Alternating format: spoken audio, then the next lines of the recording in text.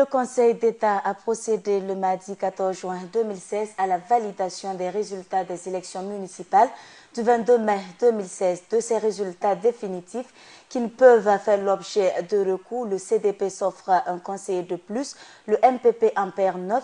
Par ailleurs, l'ANAFA gagne un conseiller et l'UPC s'adjuge à 3 sièges de plus. Quelle lecture peut-on faire de ces élections, de ces résultats validés par le Conseil d'État? Pour en parler, je reçois sur ce plateau notre éditorialiste Ismaël Ouedraogo. Bonjour à vous, Monsieur Drago. Bonjour Tatiana, bonjour à tous. Alors, Monsieur Drago, le Conseil d'État a publié les résultats définitifs des élections municipales du 22 mai dernier. Quelle est votre appréciation? Alors disons tout simplement qu'il n'y a pas de grand écart entre les résultats définitifs qui ont été proclamés par le Conseil d'État et les résultats partiels qui avaient été donnés par les résultats provisoires, pas partiels, provisoires qui avaient été donnés par la Commission électorale nationale indépendante, la CENI. Alors ce qui est important de signaler, c'est le fait que vous avez tout à l'heure donné quelques détails. Un siège de gagné, 9 de perdu, 3 de gagné. Bref, ce sont des petits jeux qui vont éventuellement permettre à certains partis politiques encore davantage de renforcer leur assise au niveau local. Parce que vous savez que les élections municipales, ce sont des élections par excellence qui concernent pratiquement donc les élections de proximité, les conseillers municipaux.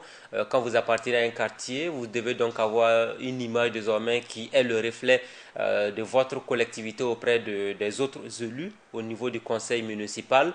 C'est la même chose donc au niveau des différents villages. Donc ça veut dire que après la proclamation de ces résultats définitifs par le Conseil d'État, on dira tout simplement que l'hégémonie n'a pas fondamentalement changé, au-delà de ce qu'on vient d'avoir comme chiffre tout à l'heure. Alors, le MPP demeure toujours donc la première force en ce qui concerne la représentativité au niveau local. Vous avez donc ensuite l'UPC, le CDP, ainsi de suite. Donc ça veut dire que l'un dans l'autre, malgré donc les investigations qui ont été faites, parce que le Conseil d'État a pris le temps aussi de faire un croisement au niveau des différents résultats qui ont été obtenus, faire un dépouillement, essayer de voir s'il y a eu des irrégularités dans certaines localités, quels résultats fallait-il valider, lesquels fallait éventuellement remettre en cause. Bref, ça a été un jeu qui aura donc pris un peu de temps, le temps donc de pouvoir faire toute la lumière sur la fiabilité donc de cette élection municipale afin qu'on puisse avoir des résultats définitifs incontestables, même s'il y a eu des contestations dans certaines localités bien déterminées. Alors, est-ce que les corrections apportées par le Conseil d'État ont eu une influence significative sur l'ensemble des résultats livrés par la CENI? C'est ce que je disais tout à l'heure, pas fondamentalement, parce que vous savez qu'au niveau des élections municipales, on a aujourd'hui donc le choix des maires, les maires dans les différentes communes rurales et communes urbaines du Burkina Faso. Ça va bientôt commencer, vous avez du reste vu dans l'actualité ces dernières semaines qu'il y a des primaires qui ont été organisées par certains partis politiques. Il y a également donc des prises de position clairement affichées qui ont été également je dirais donc données à voir, qui ont été données donc à voir au niveau de l'opinion par les partis politiques, parce que il y a par exemple l'opposition politique qui a clairement demandé à ce que les conseillers municipaux ne votent que pour les candidats qui seront maires pour le compte de l'opposition. Au niveau de la majorité, rien qu'hier, il y a l'UNIPS qui avait fait un communiqué pour demander à ses plus de 290 conseillers municipaux de voter que pour les candidats qui seront donc là pour les maires qui appartiendront donc à la majorité présidentielle. Vous avez également au niveau du MPP des primaires qui avaient été organisées dans certaines localités, même si nous déplorons malheureusement encore jusqu'à preuve de contraire ceux qui n'ont pas encore compris que la démocratie ce n'est pas forcément donc l'expression des muscles, mais plutôt l'idéologie et la gouvernance locale de telle sorte qu'on puisse promouvoir le développement depuis la base, parce qu'on a vu qu'il y a eu des contestations, des affrontements même dans certaines localités. Bon, l'un dans l'autre quand même, ce que l'on peut dire c'est que la cartographie politique burkinabé n'aura pas véritablement changé à l'issue de ces élections municipales de 2016. Les mêmes partis politiques qui ont raflé notamment la majorité des sièges au niveau des élections législatives ont conforté les majorités pour les municipales. C'est donc parti pour la configuration politique burkinabé pour les 5 prochaines années. Monsieur Drago, doit-on féliciter la CENI? Féliciter la CENI, en partie, oui, parce que vous savez qu'au-delà de tout, ça a été quand même un challenge important qui a été relevé par la Commission électorale nationale indépendante, qui avait ce défi important à relever, le fait de pouvoir parachever ce processus électoral qui a été entamé depuis les élections présidentielles et législatives couplées de novembre 2015. Au-delà de ces élections qui ont vu la mise en place d'un nouveau Parlement et d'un nouveau chef de l'État, il fallait également renouveler les conseils municipaux, lesquels avaient été également dissous à l'issue de la chute du pouvoir de Blaise Compaoré, on se rappelle, en novembre 2014. Voilà.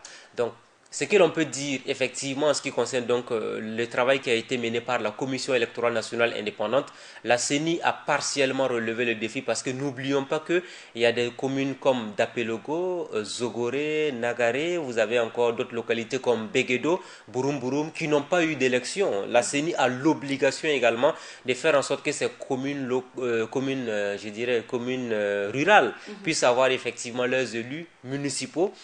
Cela relève également de la compétence de la CENI. Maintenant, la CENI, on ne pourra juger définitivement le travail de la CENI que lorsqu'on aura les élections dans ces différentes localités, parce que ces populations également méritent d'avoir des maires, méritent d'avoir des élus locaux qui vont travailler effectivement pour impulser le développement depuis la base. Alors, il faut dire que les résultats ont été publiés. Maintenant, le point important qui relève ici, c'est la mise en place des maires. Selon vous, comment ça va se passer? En principe, l'élection des maires, puisque vous savez qu'il y a des partis, on connaît désormais le nombre de conseillers municipaux par parti politique. Ça veut dire que si vous prenez un conseil municipal bien déterminé, où vous avez par exemple, c'est une caricature que je vais faire tout de suite, si vous avez par exemple un conseil municipal qui a au moins 22 ou 25 élus, si vous avez par exemple un parti politique qui a 12 ou 13 élus sur les 25, ça veut dire que 12 sur 25, non, 13 sur 25, ça c'est encore nettement plus intéressant. Ça veut dire que le parti politique, si tous votent pour le candidat qui aura été choisi donc par ce parti-là, il a toutes les chances d'être élu le maire de la commune ou de la localité en question. Par contre, si éventuellement les jeux d'alliance se font également entendre, puisqu'il y a beaucoup de partis politiques qui appartiennent à la majorité ou encore à l'opposition politique. Là également, c'est un nouveau jeu qui est décliné. Alors, de façon globale, ce que l'on peut dire, c'est qu'il y a eu des primaires qui ont été organisées dans les différents partis politiques, notamment pour ce qu'on a pu voir au niveau du MPP, qui est le parti qui a raflé la majeure partie des conseillers municipaux sur l'ensemble du territoire. Même s'il y a eu des affrontements dans certaines localités, le parti a tenu à choisir déjà par anticipation les candidats qui doivent être des maires. Au niveau de l'opposition politique aujourd'hui, vous savez que pendant les élections municipales pour Ouagadougou, le parti qui a le plus fait voir son candidat, c'était l'UPC avec Nathanaël Ouedraogo qui avait été brandi comme le candidat idéal pour la mairie de Ouagadougou. Certainement qu'il sera candidat face au candidat donc, du MPP. On verra ce que cela va donner pour le choix du prochain maire de la capitale burkinabé. Idem pour les villes les plus convoitées comme Bobo Dioulasso, Waïguya, Koudougou, Fadangourma. On n'oublie pas non plus des villes comme Gawa, Banfora. Ce sont des communes urbaines quand même qui ont leur mot à dire. Là également, on va suivre de près donc l'évolution des élections des différents maires dans ces différentes communes-là. Alors, M. Drago, un sujet également qui fait polémique en ce moment, il y a le fait que certains maires veulent diriger les communes, mais ne veulent pas résider dans les dites localités. Non, ça ne devrait plus faire l'objet de polémiques. Vous savez que de par le passé, il y a des maires qui ont été votés, qui sont venus rester à Ouagadougou, Bobo, enfin qui sont allés rester dans les grandes villes et ils ne repartaient dans leurs communes que quand il y a une visite d'une autorité importante, président du Parlement, président de la République ou encore ministre, ainsi de suite. Mais je pense qu'il y a une loi qui avait été votée pour lutter contre l'absentéisme notoire des maires dans leurs communes. Quand vous êtes voté maire, le maire doit être proche de ses administrés. Un maire n'a pas le droit de venir dormir à Ouagadougou et puis dire qu'il va diriger à distance. Ce n'est pas par, je ne sais pas, par télépathie qu'on dirige une commune quand on veut justement travailler au développement de cette localité. Alors, il y a une loi qui a été votée. Le maire doit résider dans sa commune. Dans la semaine, il doit en tout cas prendre beaucoup de temps dans sa commune. Maintenant, les maires qui ne vont pas respecter cette obligation, je pense qu'il y aura des sanctions qui seront prises à leur encontre. Alors, M. Drago, est-ce qu'on peut jauger le niveau de démocratie au Burkina Faso à partir des élections post-insurrectionnelles? Alors, disons que de façon globale, le Burkina Faso vient de franchir une étape importante de son ancrage démocratique. Alors, cette démocratie en construction dans notre pays sera davantage accentuée avec la réforme constitutionnelle en cours qui va être bientôt lancée avec Alidou Ouedraogo, qui a été donc nommé président de cette commission qui est chargée de toiletter, de nous offrir une constitution qui sera donc à la hauteur des attentes de la population tout entière.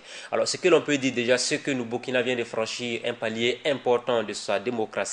D'abord, tenue des élections présidentielles et législatives, avoir un parlement, avoir un président, bientôt avoir également des maires. Ça veut dire qu'on a fini la première étape majeure qui est donc de doter le pays d'institutions à travers notamment des élections démocratiques libres et transparentes. Maintenant, la deuxième étape importante, c'est d'avoir une constitution. La constitution qui est, je dirais, beaucoup de gens ont tendance également à le dire ainsi, la Bible ou encore le Coran de la nation tout entière, ou le fétiche, pour ceux qui sont encore familiers de ces coutumes, de nos pratiques ancestrales, comme on le dit, 99% de musulmans et de chrétiens, mais 100% d'animistes, bref, en passant. Voilà, donc pour dire tout simplement que ce que l'on peut dire de façon globale, la constitution devrait donc être également un élément important parce qu'on va pouvoir savoir la séparation des pouvoirs, il y a également l'indépendance des magistrats, également la constitutionnalisation de plusieurs institutions. Bref, le Burkina en tout cas, il est bien parti en ce qui concerne véritablement la démocratie, pourvu que cette démocratie puisse véritablement profiter à l'ensemble de la population burkinabé à travers les développements et les actions qui seront initiées dans les 5 prochaines années. Merci à vous, M. Drago, d'être passé sur ce plateau. Fidèles téléspectateurs, c'est tout pour l'édito du jour. Notre éditorialiste a porté son analyse sur les résultats définitifs des élections municipales du 22 mai 2016 données par le Conseil d'État. Édito que vous pourrez suivre à nouveau sur notre page Facebook burkinainfo.tv.